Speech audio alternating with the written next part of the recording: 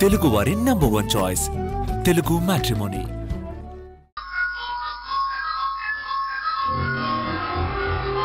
జీవితాన్ని సర్వనాశనం చేసింది.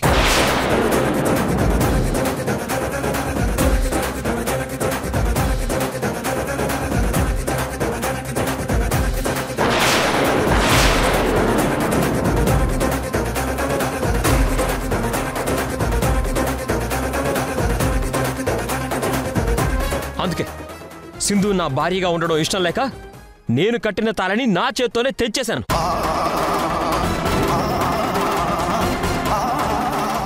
ఇలాంటి మనిషి దగ్గర నా పిల్లలు పెరగడం ఇష్టం లేకే అమ్మ సింధు దగ్గర నుంచి పిల్లల్ని తీసుకొచ్చేసింది.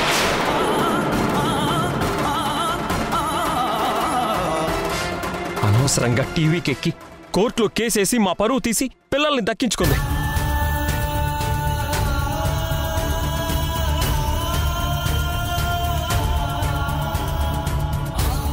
ఇంత చేసినా మళ్ళీ సింధుని మన ఇంటికి ఎందుకు తీసుకొచ్చామో తెలుసా భాగ్యం? కేవలం నీ కోసమే.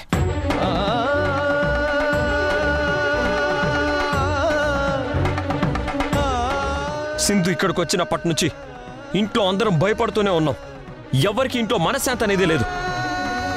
అన్నీ తెలిసి కూడా ఇంట్లో అందరూ మౌనంగా ఉన్నారంటే అది నీ ఆరోగ్యం గురించే భాగ్యం. అవునత్తయ్య, ఈ సింధు వల్ల మేము అనేక బాధలు పడ్డాం.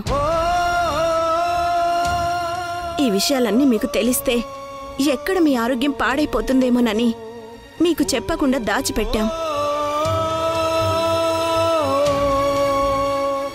సింధు మిమ్మల్ని అడ్డం పెట్టుకొని మమ్మల్ని ఎంతో ఇబ్బంది పెట్టింది. అయినా సరే మీకోసమే ఓపిక పడుతూ వచ్చాం.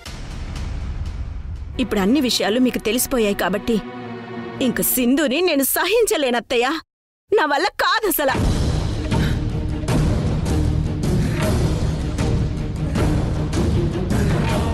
సింధు ఇంకొక్క క్షణం కూడా ఇంట్లో ఉండకూడదు. ఏయ్, మర్యాదగా బయటికి పోవే.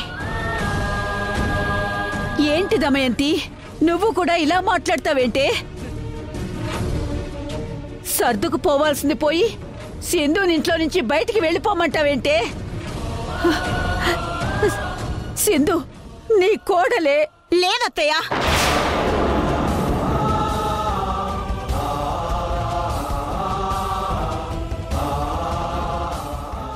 ఇది నా కోడలు కాదు. నా కొడుక్కి భార్య కానే కాదు.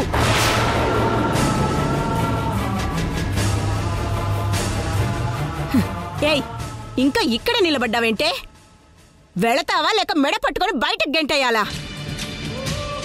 సంధ్య, కన్యాకుమారి, దీని సామాను తెచ్చి బయట పడేయండి. అట్నే వదినా. పదమే. వద్దు దమయంతి, సింధుని బయటికి పంపించేస్తే అత్తగా నీ పరువు నువ్వే తీసుకుంటావమ్మా. వద్దే, దయచేసి నా మాట వినవే. అత్తగా నా పరువు మర్యాదల్ని ఇది ఎప్పుడో మంటలో కలిపేసింది అత్తయ్య. జరిగింది చాలు. ఇది నా కళ్ళ ముందు ఉండటానికి నేను ఒప్పుకోనసలా.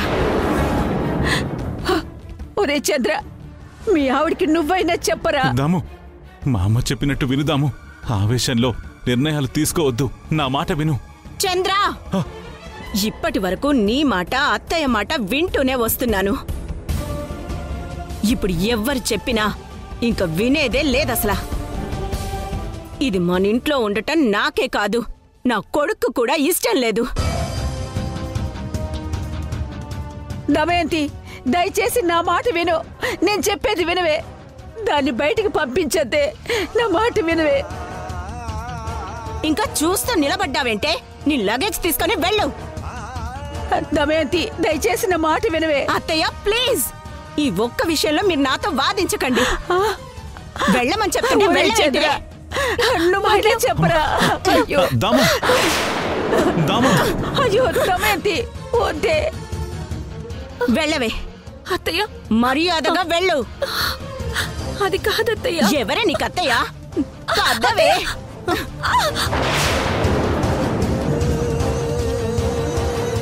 సింధు, సింధు. బామ్మా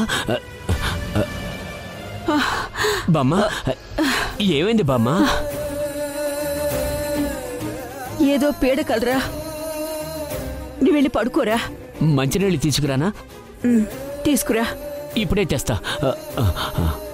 యశ్ నిజం చెప్పడం, దమయంతి సింధుని బయటికి గెంటేయడం, ఇదంతా కళ. నిజం అనుకుని ఎంత కంగారు పడ్డాను. నేనెన్ని ప్రయత్నాలు చేసినా సింధు యశులు కలిసేలా లేరు. ఇప్పుడు నేనేం చెయ్యాలి? నా మీద గౌరవంతోనో భయంతోనో ఇంట్లో అందరూ నా ముందు నటిస్తున్నారు.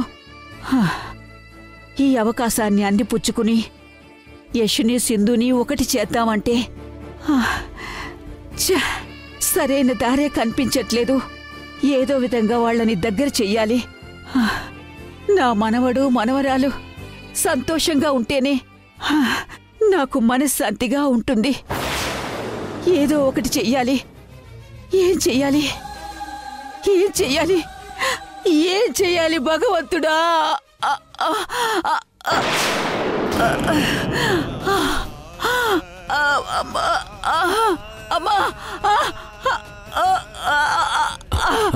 బామ్మా ఏమైంది బామ్మా? ఏంటో తెలియదురా, గుండెల్లో నొప్పిగా ఉందిరా.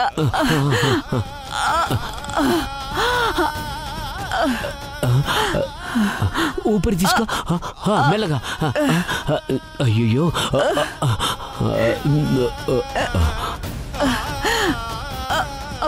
మెల్లగా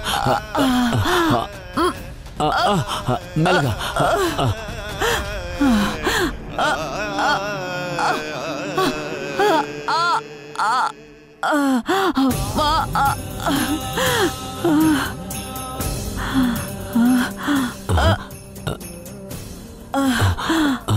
అయ్యో బామ్మ ఒళ్ళంతా చల్లబడిందేంటి? గుండెల్లో నొప్పి అయి ఉంటుంది. అంటే హార్ట్కి మైల్డ్ స్ట్రోక్ వచ్చినట్టుంది.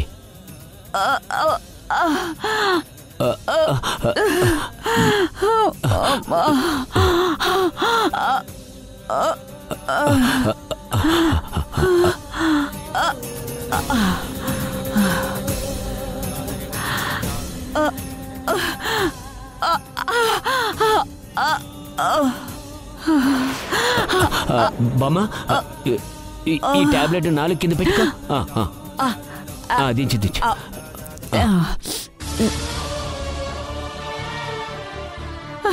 ఏమైందిరా నాకు? ఏం కాలేదు బామ్మ, నువ్వేం కంగారు పడుకో. విశ్రాంతి తీసుకో. నేను ఇప్పుడే వస్తాను. ఎక్కడికి రా? ఇప్పుడే వస్తాను బామ్మ. అయ్యో డాక్టర్, ఊపిరి ఆడటం లేదురా. ఊపిరి ఆడటం లేదా? ఒక్క నిమిషం.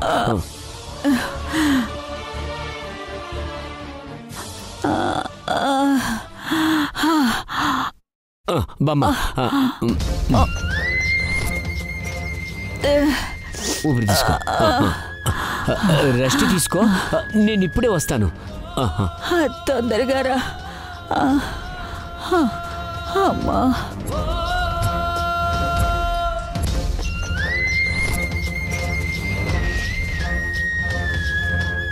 ఇప్పుడెలా?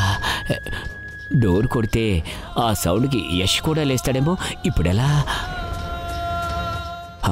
సింధుకు ఫోన్ చేద్దాం.